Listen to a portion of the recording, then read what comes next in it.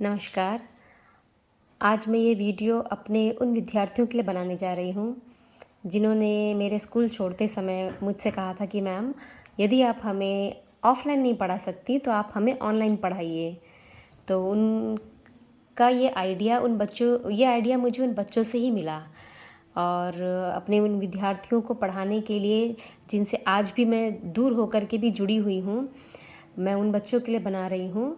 और उन बच्चों को ही पढ़ाने के लिए व्याकरण का जो थोड़ी सी बेसिक नॉलेज देने के लिए, हिंदी व्याकरण की बेसिक नॉलेज देने के लिए मैंने एक यूट्यूब चैनल स्टार्ट किया है।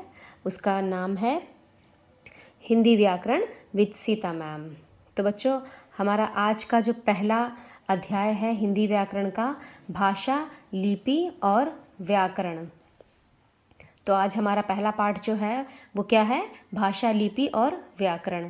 तो हिंदी व्याकरण में हम पहले जानेंगे भाषा के बारे में कि भाषा किसे कहते हैं और भाषा हमारे जीवन में, भाषा का क्या महत्व है हमारे जीवन में। तो शुरुआत करते हैं। भाषा मानव जीवन के लिए अत्यधिक महत्वपूर्ण तत्व है। हम भाषा के माध्यम से ही अपने मन के भावों और विचारों का आदान प्रदान करते हैं। भाषा संप्रेषण का मुख्य साधन होती है। तो बच्चों, इसमें कहा जा रहा है सबसे पहली बात कि मनुष्य जो है वो सामाजिक प्राणी है और समाज में रहने के लिए, अपने मन के विचारों का आदान प्रदान करने के लिए उसे भाषा की आवश्यकता होती है। ठीक है, उसे भाषा की आवश्यकता होती है। यूँ तो संप्रेषण संकेतों के माध्यम से भी हो सकता है। गूंगा व्यक्ति संकेतों से अपनी बात समझाता है। रेलगाड़ी का गार्ड संकेत के लिए लाल हरी झंडी दिखाता है। छोटा बच्चा हंसकर या रोकर अपने भावों को अभिव्यक्त करता है। इन सभी को सांकेतिक भाषा का रूप होते हुए भी हम भाषा नहीं मान सकते। तो बच्चों, जैसा कि आपने अगर ट्रैफिक सिग्नल पे देखा होगा, जो ट्रैफिक पुलिस होता है वो चिल्ला चिल्ला करके सबको तो नहीं बोलता कि आप दाएं जाओ, आप बाएं जाओ। तो यहाँ पर वह जो ट्रैफिक पुलिस है वो सांकेतिक भाषा का प्रयोग करते हुए सबको बताता है कि आप दाएं जाइए, आप बाएं जाइए, आप रुकिए। तो वहाँ पर वो जो ट्रैफिक पुलिस वाला है वो सांकेतिक भाषा का प्रयोग कर रहा है।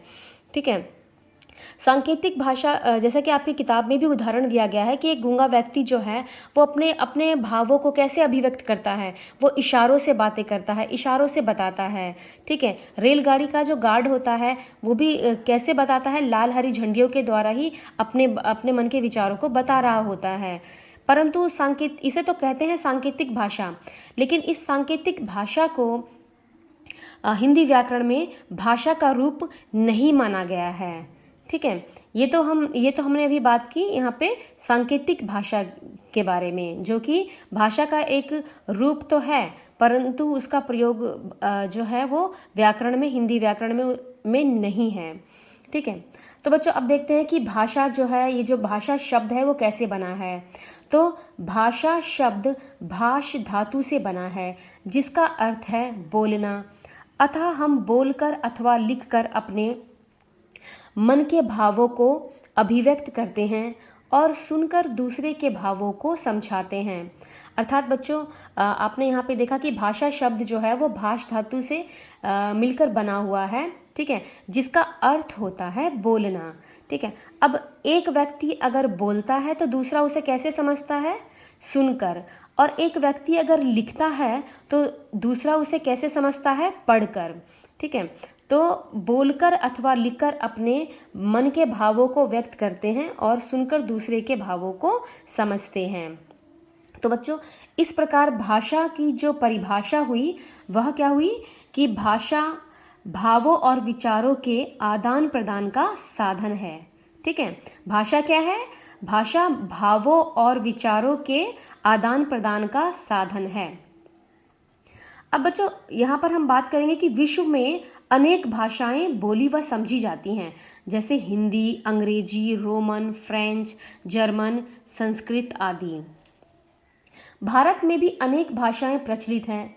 अब भारत में भी तो अनेक भाषाएं हैं ना, बहुत सारी भाषाएं बोली जाती हैं, जैसे हिंदी, उर्दू, पंजाबी, मराठी, गुजराती, तमिल, बंगला आदि। ठीक है, तो यहाँ पर हमने देखा कि बच्चों विश्व में भी अनेक प्रकार की भाषाएं बोली जाती हैं और हमारे भारत में भी अनेक भाषाएं जो है वो प्रचलित हैं। अब यहाँ पर हम आगे बढ़ते हैं भाषा के रूप की ओर। ठीक है, तो बच्चों भाषा के जो हैं वो 2 रूप हैं। इसके 2 प्रकार हैं, मौखिक भाषा और दूसरा है लिखित भाषा। ठीक है, मौखिक भाषा और लिखित भाषा।